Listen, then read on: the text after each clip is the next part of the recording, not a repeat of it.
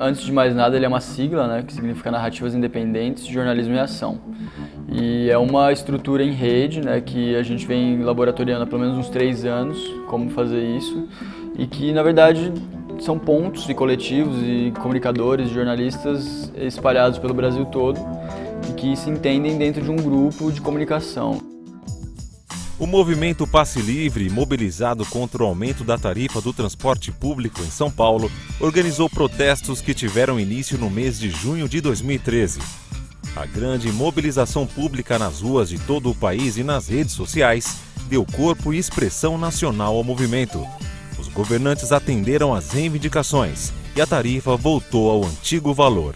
O movimento Passe Livre, como diz o próprio nome, não reivindica apenas a revogação do aumento, mas a gratuidade do transporte público.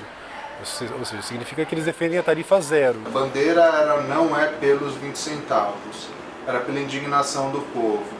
E as redes sociais mobilizaram as pessoas e conseguiram aglutinar a massa para que se tornasse uma massa de insatisfeitos.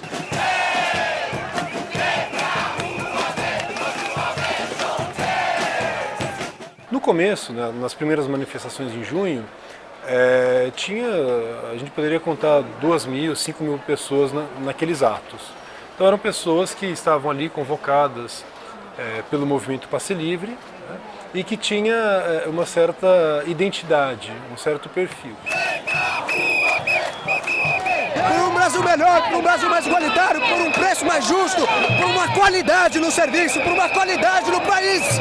As manifestações levaram às ruas pessoas de diversos segmentos da sociedade, dentre eles o grupo de mascarados que se coloca à frente dos manifestantes comuns para protegê-los, deixando rastros de uma simbólica destruição do capitalismo. Estes são os chamados Black Blocs.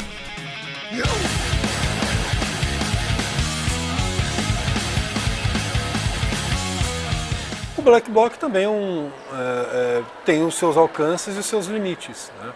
O Black Bloc ele se reivindica anarquista, libertário, anti-autoritário, então contra toda forma de poder e de autoridade. O Black Bloc não tem uma direção, eles não se consideram militantes, enfim, e sim ativistas, não tem uma direção, não existe estatuto, não existe contribuição pecuniária, enfim. A ideia do Black Bloc surgiu justamente como uma reação a essa violência policial.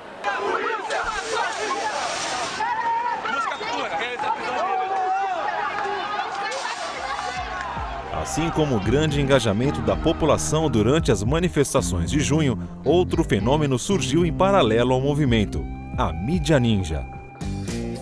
O grupo, que realiza transmissões ao vivo pela internet através de smartphones, ganhou reconhecimento e apoio da população ao mostrar para o mundo a visão dos manifestantes que participaram do protesto.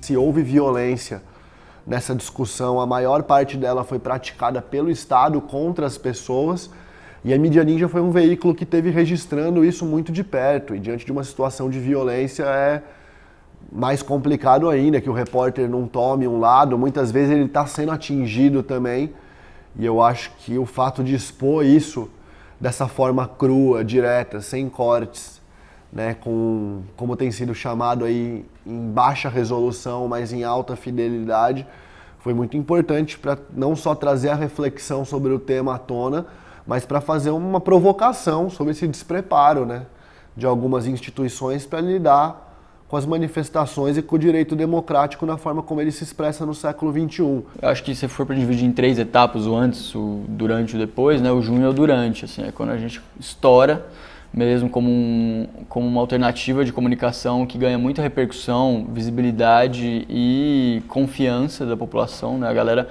via no Ninja uma forma de ter acesso às notícias de uma maneira com mais legitimidade do que os próprios grandes veículos, né? Porque eu acho que teve uma coisa que durante junho ficou claro, assim, é que era dos anarcopunks aos coxinha, né, cara, todo mundo tava colocando, assim, abaixo a Rede Globo ou, né, por uma nova mídia. Acho que isso foi um discurso que transversalizou todos os movimentos. As mídias sociais foram um dos motores dos grandes protestos de massa. A maioria das manifestações foi organizada pela internet e acompanhada em tempo real por meio de depoimentos, fotos e vídeos compartilhados pelos manifestantes nas redes sociais. Os coletivos de mídia que surgem a partir das mídias sociais, do qual o representante mais notável é o Mídia Ninja, mas existem outros, existe o Mariachi, existem outros coletivos. Esses coletivos, eles se abrem para a complexidade da sociedade, para a diversidade social, ao contrário da mídia impressa, que se fecha numa elite, propositalmente. Então, se a gente surge como alternativa e a gente está em busca não só de uma postura política, mas também de uma nova linguagem estética, foi natural, foi orgânico que a gente se aproximasse da busca desse ponto de vista que mostra o nosso lado.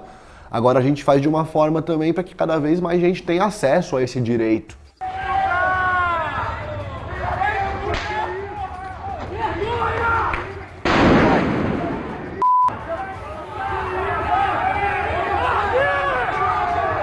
A gente covarde da PM. A mídia ninja vira a notícia, né? E a gente começa a ser procurado intensamente pela imprensa nacional e internacional e rapidamente a gente passa da condição de quem estava produzindo a notícia para quem virou a notícia. Estar inserido no meio dos atos de revolta da população possibilita a mídia ninja captar imagens instantaneamente durante os acontecimentos, o que não é possível para outros veículos de imprensa. A cobertura que os ninjas fizeram deu uma contribuição, criou mais um canal para que as pessoas possam se informar além das mídias tradicionais. E houve determinado momento em que houve uma fusão entre a mídia tradicional e as ninjas. Vou dar um exemplo. Aqui mesmo na Record foi feita recentemente uma longa matéria sobre a TV Globo e uma parte da matéria, que foi do repórter Luiz Azenha, foi coberta com imagens da mídia ninja. Quando a Globo ela é obrigada a usar vídeos feitos por celular que o Ninja fez, né, mas que poderia ser qualquer outro grupo ou qualquer outra pessoa, no Jornal Nacional, isso é uma prova muito clara de que eles não estão dando conta de fazer isso que a gente está fazendo, né, porque eles não se propõem a fazer isso. Eu não vejo nenhum sentido de apropriação quando o Jornal Nacional passa um vídeo do Mídia Ninja. Eu entendo que para eles é muito mais um problema do que uma forma de dominar a gente. Você deve ter doído neles ter que passar aquilo, porque eles teoricamente eram para ter feito aquele vídeo. Existem alguns veículos que estão ali cobrindo, só que a gente não é capaz de cobrir tudo. E eles estão espalhados entre nós. Acho que o trabalho deles é importante, mostrar fatos que a gente não consegue cobrir, inclusive ao vivo. Eles têm um papel importante, sim, na cobertura da manifestação. Eles estão muito antenados com o que as pessoas querem receber de informação, senão não teriam essa exposição toda que tiveram. O mediativismo não começa com a mídia ninja, pelo contrário, né? Você tem 15, 20 anos aí de diversos grupos e coletivos pesquisando e praticando esse mediativismo. Foram eles, inclusive, que nos inspiraram e nos motivaram e serviram como campo de pesquisa e de aprendizado para que a gente pudesse colocar um projeto como a Mídia Ninja na rua. Ele traz em tempo real, sem filtro, sem edição, do jeito que está acontecendo, etc. Mas foi a primeira vez que a gente viu uma resposta tão grande com uma coisa que estava se contrapondo, digamos assim, à não cobertura da TV. Porque as TVs fazem uma cobertura, mas ela é editada, ela é tratada, ela é comentada, e a gente viu o bruto no ar, né?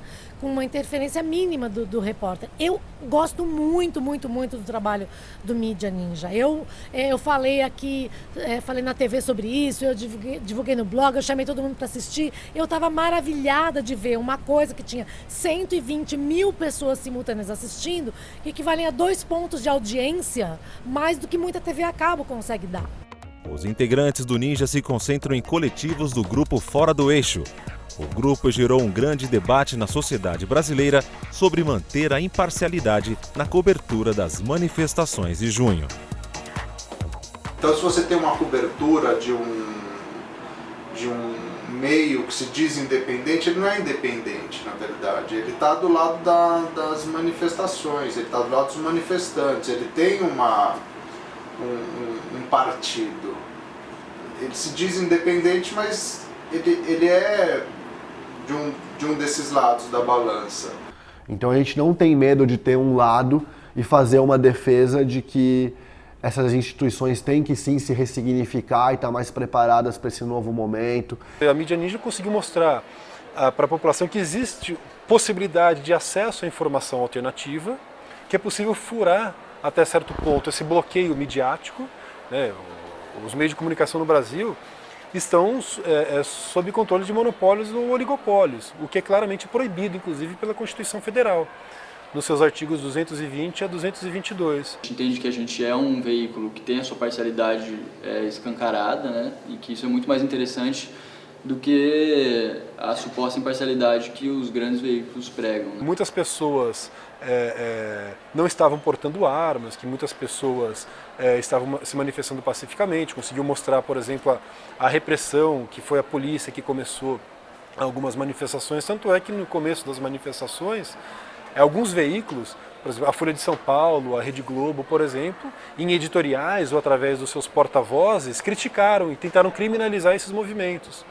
Eu me lembro, por exemplo, do Arnaldo Jabor falando sobre esse bando de vândalos e baderneiros, depois ele, da repercussão negativa até do seu próprio pronunciamento, teve que voltar atrás e reconsiderar sua posição. Realmente, esses revoltosos de classe média não valem nem 20 centavos. À primeira vista, esse movimento parecia uma pequena provocação inútil, que muitos criticaram erradamente, inclusive eu. Muitos jornalistas da Folha de São Paulo, do Estadão, da Rede Globo, também sofreram violência policial e tiveram, então, que reconsiderar o seu ponto de vista. Mas por quê? Justamente por causa da pressão popular.